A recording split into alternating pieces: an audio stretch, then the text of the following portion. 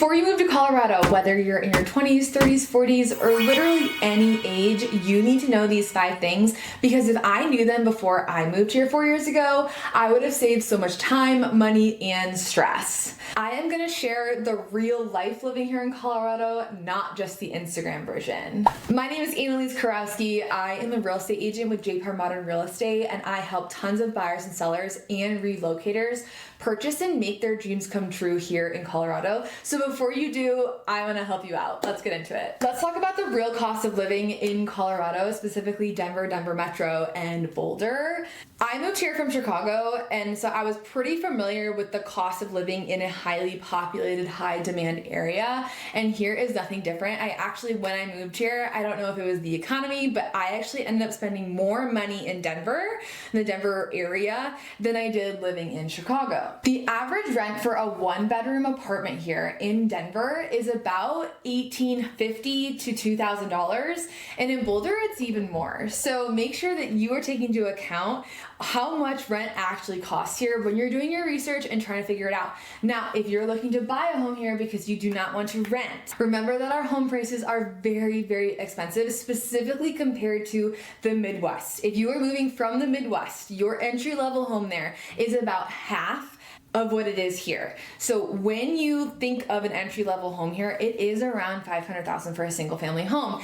And that home typically does need a lot of work, or just updated, not necessarily like a lot of work, like it's a bad house, but updating for sure. The median home price here statewide is about $575, but in a lot of the Denver suburbs, it's closer to $650. So do remember that. Renting a home here is $3,000 to $3,200, if not more than that, no matter where you are, Boulder, Denver suburbs, or Denver.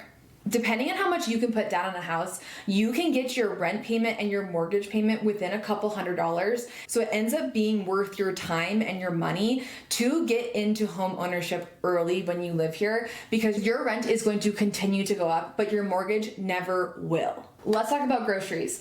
Groceries here are expensive. They're like 10 to 15% more expensive than the rest of the country. And they definitely have gotten more expensive since I moved here 4 years ago. And a lot has changed in our economy in the last 4 years. But remember that your daily expenses, whether it be for utilities and groceries, like everything is going up. Keep that in mind when you're trying to figure out how far your yearly salary is going to go in Colorado compared to any other state, especially the Midwest. If you do not need to live in Denver or live in Boulder, there are so many other more affordable places in between there that still give you great access to Denver and Boulder, so do not overlook those. Now let's talk about choosing where to live.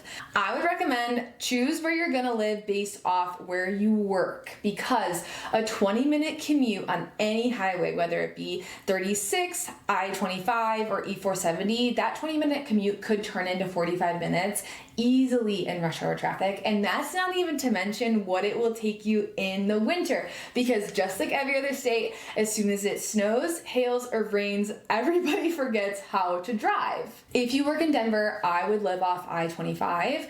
If you work in Boulder, I would live off 36. And if you are in like a tech hub, Boulder or Westminster, I would live off the Boulder Turnpike. Choose where you live based off your work, not just the vibe, because there are so many other great places to live with great things to do, so many fun friends, other than Boulder and Denver. Weather here isn't exactly what you expect. Now, we do have 300 plus days of sunshine, but we also have snowstorms all the way until May, and we do have hailstorms around the month of June. Now, it's kind of a rule of thumb that everyone says we are gonna get a snowstorm around Mother's Day, regardless if it's been super sunny leading up to it and there's no snow on the ground, we typically still do get a snowstorm. Now, when we get into hail season, remember that our hail can be golf balls, baseballs, like gigantic balls of frozen projectiles. So your car and your roof are going to get damaged. So if you are trying to figure out if you're gonna pay extra money, if you're renting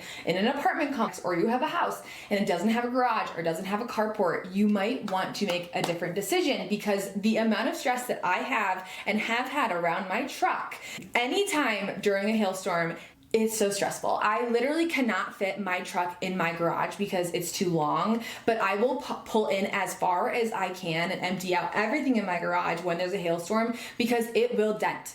If you own a home, make sure after any hailstorm, get your roof inspected because they are free and you might need to file a claim, and the sooner you do it, the better. I know my hair is curled right now, but believe it or not, I used to have the waviest hair, like total waves, almost curls. Now, after 4 years, my hair is pin straight. So the dryness is real. You will probably need to completely change your lotion, your skincare regimen, literally everything. Your lips are going to be dry and cracked for quite a while until your body gets used to how dry it is. You need to drink double the amount of water you drink anywhere else. You have to, or you're gonna get sick and you're gonna be so dehydrated. The next thing, altitude sickness, it's not a joke, and it never comes when it's most convenient. It is literally always so inconvenient when it hits. So I know when you move here, you're gonna wanna do tons of hikes and you're gonna wanna get outside. If you're outdoorsy, not everyone does, but if you're outdoorsy, make sure that you know if you suffer from altitude sickness when you get here, because it is not convenient to get sick and wanna vomit while you're on a hike. Let's talk about the social scene and lifestyle here in Colorado, because I know that's one of the main reasons why you want to live here, because that's why I moved here too.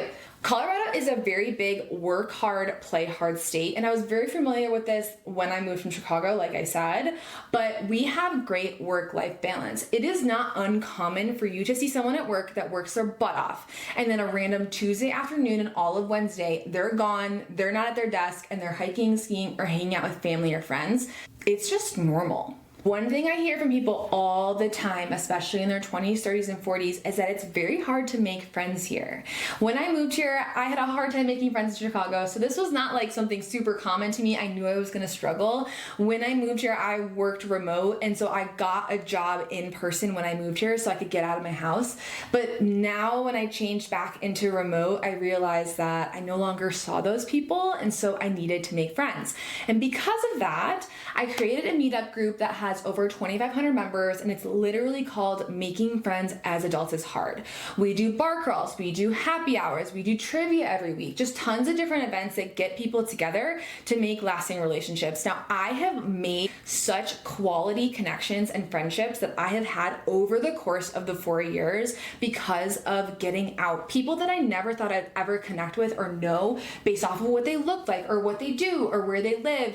And we are still friends and talk and hang out to this day because of these groups. Now, if it's not a meetup group, there are tons of social groups in Denver and Boulder, and you definitely have to join one in order to meet new people. If you are sober, don't worry. A lot of people here don't drink, myself included. And so all of the events that at least I do, I always have them at places that have mocktails, non-alcoholic drinks, or just aren't revolved around drinking. My biggest tip is you will find friends if you just start saying yes to opportunities.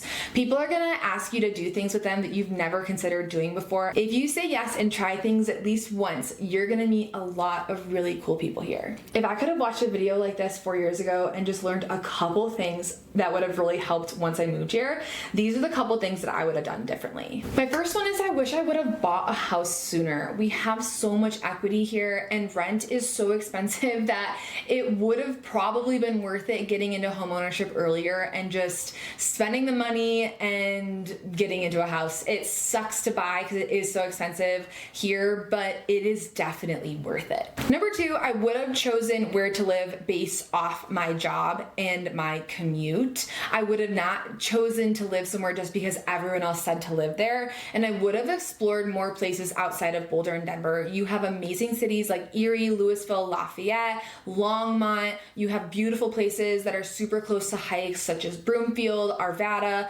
and Lakewood, places outside of Denver that have just as many people and just as many cool activities and things to do. Side note that I have is that a while back I posted a video on TikTok, and I'll post it here. It was something along the lines of, if you needed a sign to move to Colorado, this is it. And it just had like a bunch of videos that I have compiled from amazing experiences living here in Colorado. And I had the worst comments from people that live here telling me to not encourage people to move here or to live here and to tell people to go somewhere else. I definitely was surprised when I heard how many people live here did not like when people moved here. Now, I have never experienced that in person. So if you do post it on social media and you do get some backlash in any sort of way because people don't want you to move here, don't worry about it, still move here. A lot of people would never even say those things to your face, and I have never heard it to mine. If you're gonna move to Colorado, I want you to think long term. And I mean long term in the way of invest early, whether that be into your job, whether that be into your home and your finances, whatever it is, do it right when you get here. The second thing is build connections. Do not turn down anyone in your life that you meet based off of what they look like, who they are, what they do, because you might miss out on someone that's looking for the exact connection that you are. If you're thinking about moving to Colorado, drop the city you're considering living in or where you work, and I'll help you find the perfect place for you to live.